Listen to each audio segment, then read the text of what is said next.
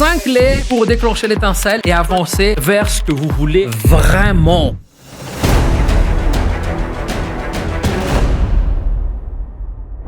Là, on va avancer dans quelque chose de vraiment contre-intuitif. Alors, la première chose, clé contre-intuitive numéro 1, soyez égoïste.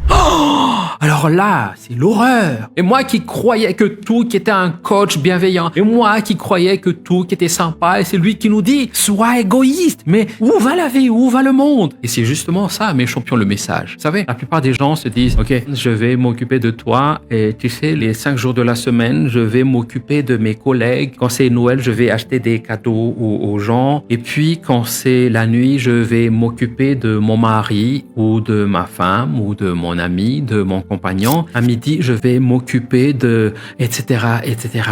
Et à un moment donné, tu te poses la question, mais qui s'occupe de moi? Et là, tu en veux au monde entier. Et vous ne vous occupez pas de moi, et moi, je suis ce petit enfant.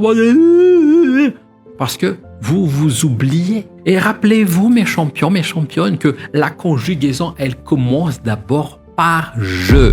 Après, tu, vous, il, elle, avec S, etc. Comment tu peux t'occuper de tes enfants si tu n'arrives même pas à t'occuper de toi? On ne peut pas donner ce qu'on n'a pas. Comment tu peux donner de l'argent à des gens que toi-même t'as pas? Comment tu peux donner de l'énergie à des gens si toi-même t'as pas d'énergie? Comment tu peux donner du temps à des gens si toi-même tu prends pas le temps pour toi? Comment tu peux donner ce que tu n'as pas? Donc, c'est important d'être dans cet état d'esprit de bon égoïsme. À partir de maintenant, tu vas délimiter qu'est-ce que je peux faire pour me faire plaisir, pour m'honorer, pour prendre soin de cet être formidable que je suis, de cet être fabuleux que je suis. Alors, vous allez faire votre liste de plaisirs. Liste de plaisirs, ça veut dire quoi? Quels sont les 5 kiffs qui vous procurent de l'énergie, qui vous ressourcent? Il y a des gens qui me disent, pour moi, c'est me faire masser. Pour moi, c'est me faire coiffer. Pour moi, c'est aller marcher pieds nus dans la forêt. Ça peut être faire du sport. Ça peut être bouger 10 minutes là sur place. Ça peut être faire un câlin à mes parents. Je sais pas, mais qu'est-ce qui vous ressource? Faites votre liste de plaisirs. Deuxième clé contre-intuitive, embrasser l'échec. Alors là, encore une fois, alors tout déjà avec le soyez égoïste, là, c'est moyen, embrasser l'échec, ça veut dire quoi? Dites-vous que les gens qui réussissent, qui arrivent à gravir les échelons, peu importe le domaine, peu importe le sujet, dites-vous que l'expérience vient après les échecs et les leçons apprises.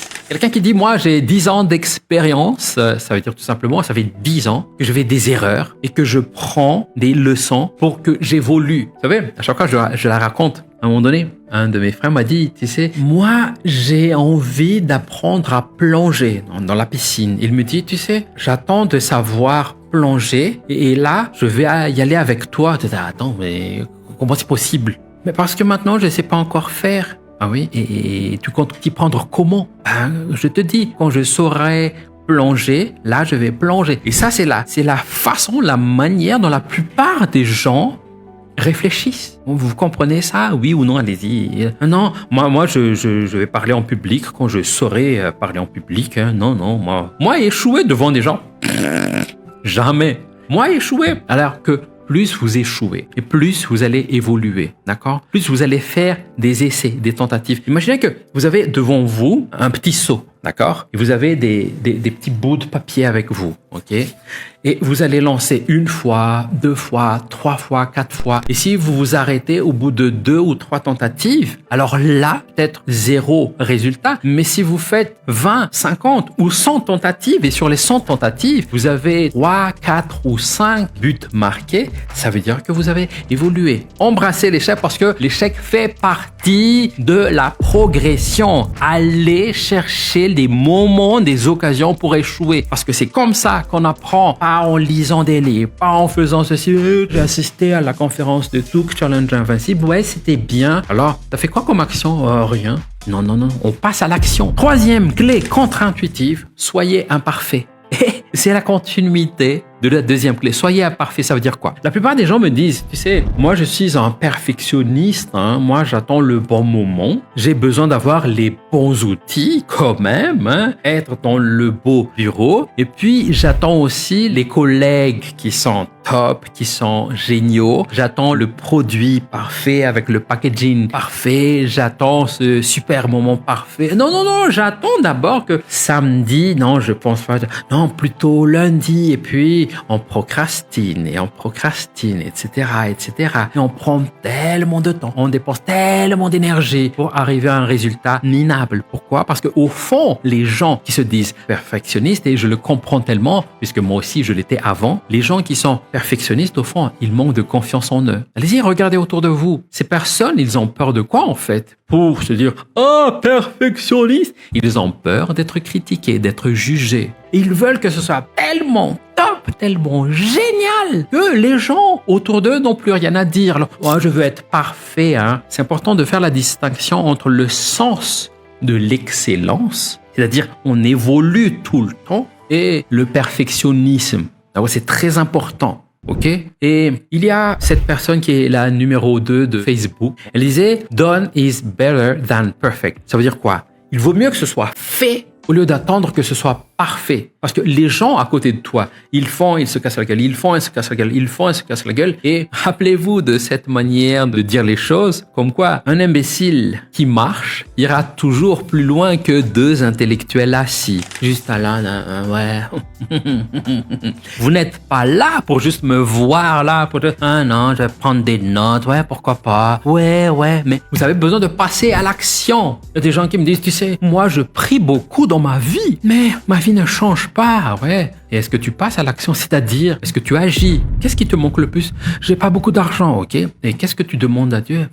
Je demande, Dieu, s'il te plaît, donne-moi de l'argent, ah ouais. Et ma conviction, c'est que 99% de ce que vous demandez, que s'appelle Dieu, univers, peu importe si vous y croyez ou pas, mais je vous partage juste ma conviction, 99% est déjà réalisé par cette force. D'accord? 1%, c'est à vous. Ce 1%-là, c'est le passage à l'action. Donc, passez à l'action en étant imparfait. N'attendez pas le bon moment, le bon ceci, le bon cela. Passez à l'action. Quatrième clé, nourrissez votre âme d'enfant. Ah oui.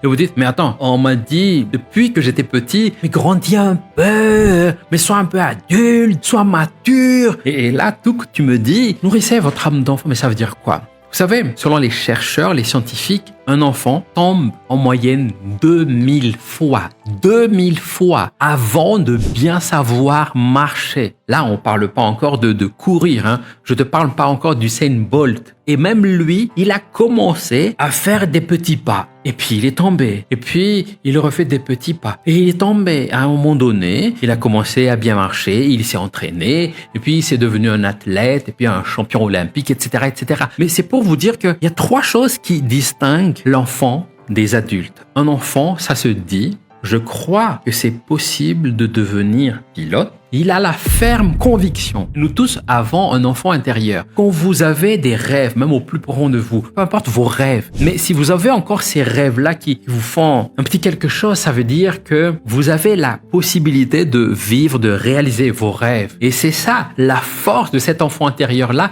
qui croit que tout est possible. La deuxième chose, c'est que l'enfant ressent de la magie autour de lui. Imaginez ceci. Vous allez vous laver les mains tout à l'heure et faites comme si c'était la première fois que vous le faites. Vous allez ressentir un sentiment incroyable de gratitude parce que vous êtes tout content, tout heureux, toute heureuse, ok? Et puis, la troisième chose, c'est que l'enfant n'a pas peur d'échouer. Je parle du petit enfant qui parle pas encore, qui commence à marcher, qui commence à tester des choses, à monter, à danser. Il n'a pas peur de l'échec. L'enfant, quand il danse, il dit « Ah mince, j'ai peur qu'on rit de moi parce que mes pas ne sont pas très synchronisés avec la musique. J'ai peur que les gens vont me critiquer, les gens vont me juger. » Non. L'enfant ne connaît pas ça. L'enfant se dit tout simplement, je veux ça parce que je le veux et je le désire et je veux tout je fais tout pour l'atteindre, quitte à chialer.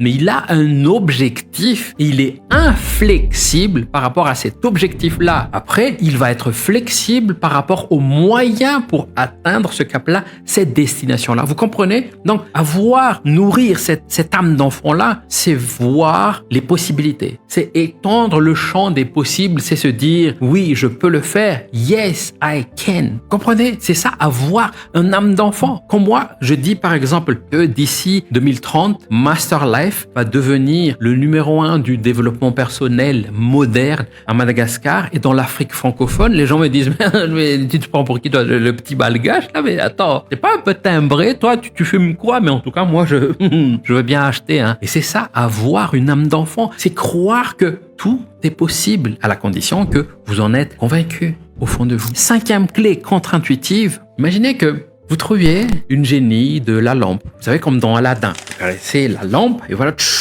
il y a le génie qui sort de la lampe et qui vous demande quels sont tes 3 vœux. Alors, les vœux, vous n'allez pas dire il y a de l'argent qui apparaît comme ça, ou il y a 50 princesses qui vont faire la cour pour me dire je t'aime tellement, comme un fou, comme un soldat, comme une star de cinéma, ok? Vous êtes confronté à une vérité qui va être un peu violente pour vous. Si vous avez dit ce que je attendrais de ces 3 vœux-là, c'est des choses extérieures de moi. Ça veut dire que vous êtes un gros paresseux ou une grosse paresseuse. Mais si vous dites en revanche, mes demandes vont être par rapport à moi, à ce qu'il peut me changer là instantanément en moi, ça serait quoi? Donc des objectifs par rapport à vous intérieurement. Si vous dites, ok, génie, la première chose c'est booster ma confiance en moi. Deuxième chose c'est que fait que je n'ai plus peur de quoi que ce soit. Troisième chose c'est que même si je me casse la gueule par rapport à tel ou tel projet, j'ai toujours la force de me relever et ça s'appelle la résilience. C'est toujours se relever, d'accord? Donc allez-y, faites cet exercice-là. Quels seraient vos 3 vœux par rapport à votre lampe? Alors c'est vrai que c'est un peu limité par rapport à ce que vous auriez pu demander au vrai génie de la lampe, mais ça va vous apporter de la clarté. Et les réponses à cette question-là, si j'avais 3 vœux à faire pour moi, qu'est-ce que je changerais? C'est peut-être par rapport au couple, par rapport à l'argent, la famille, ma carrière, ce que j'entreprends maintenant, l'endroit dans lequel je vis. Est-ce que c'est par rapport à ma spiritualité? Et dans tous les cas,